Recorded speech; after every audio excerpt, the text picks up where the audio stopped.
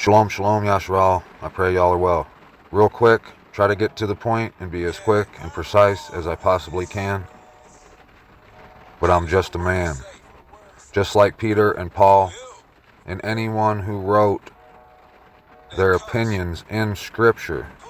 Although I have yet to find error in it, any of it, I can clearly see its commentary if it isn't coming from the mouth of the Most High or the Messiah. And the Messiah always pointed to the mouth of the Most High. The reason I'm trying to address this issue with urgency is because of the vast amount of quote-unquote believers who, if someone were clueless to all of this, asked them what it meant to be washed by the blood of the Messiah, or to plead it over, or what it takes to gain everlasting life. The common explanation is, and you can do your own research like I always encourage you to do, is something they don't really understand. First of all, what are we being washed from? Sin, right? We should all understand that this is to cleanse us of all sin, right? So, when we're cleansed of all sin, does that mean we're sinless? No.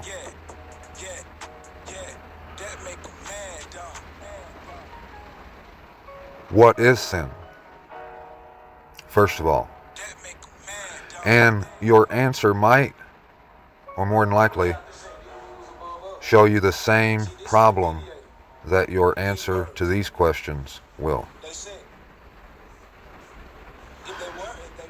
The Messiah never one time mentioned the words washed in his blood. Don't believe me? Do your own research. Although he did tell us we are to drink his blood if we want everlasting life. And then other times he said we are to believe on him who the Father sent, and that he is the Son of the Father to gain everlasting life. And then he told the rich man he has to guard the commands if he wants to gain everlasting life. Most people would find no connection between those seemingly different answers, but I can tell you they're all in the same. The majority of what the Messiah said was that he was here to do the will of the Father. When the rich man called him the good teacher, Messiah said, "Why do you call me good? No one is good except Yahuwah the Father who sent him." Most people believe that he and the Father are the same. If that was the case, why would he say that he was not good, but only the Father?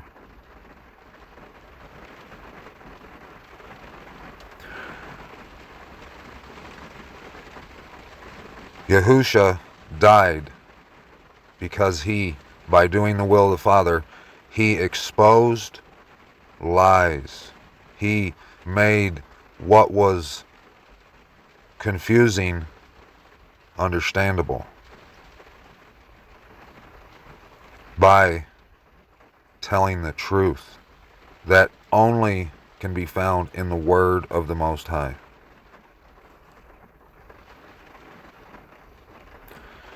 When you drink his blood, which is not literal, it means that you read and understand why he died, what he refused to do that cost him his life. And when you do exactly that, when you are unwilling to deny truth, when you are unwilling to love your life in this world so much that you will cover up truth, you'll deny it if it embarrasses you, or forbid it cost you your life, which it might just be the case.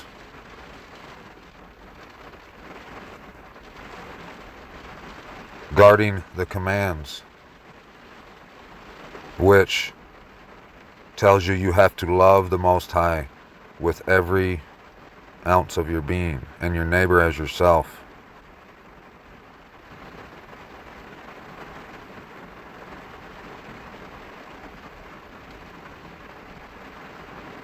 If you refuse to do what the Most High has commanded in His Word,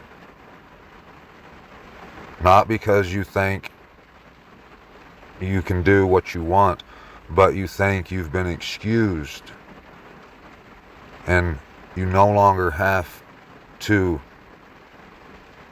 follow those instructions. But there's never one place in Scripture where you are, or anyone else is able to find that excuse. People claim that Yahusha is the Father, but He never did say anything closely related to Him being the Father where you could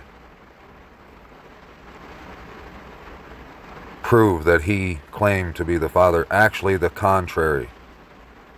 But yet people want to believe that He is the Father because man has told them that.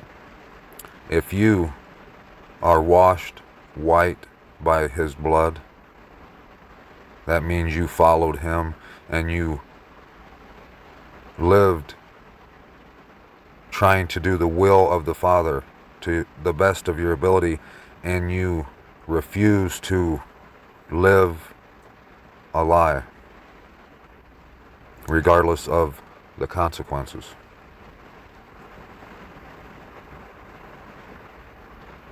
If you believe on the Son,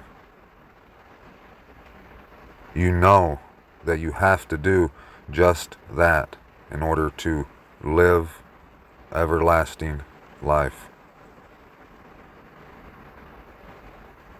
If you're unwilling to search the Scripture and find the truth, if you want to scorn and mock what I've just said, but yet offer no scriptural proof to back up your accusations, and your claim is based on what you might say as you just know, you already know, but you can't give any proof from the word of the Most High or the Messiah that what you're saying is true, you definitely need to be washed in His blood. Don't add or take any words to or from the Scripture. Don't put your trust in man, but only in AHBA YAHUAH.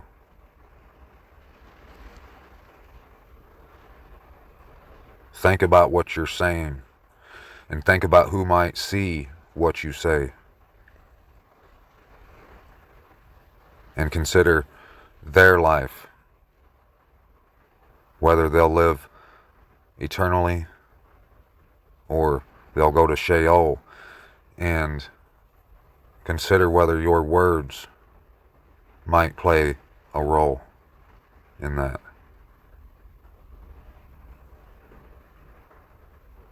Think about it, Mishpachah. Shalom, shalom. I'm out.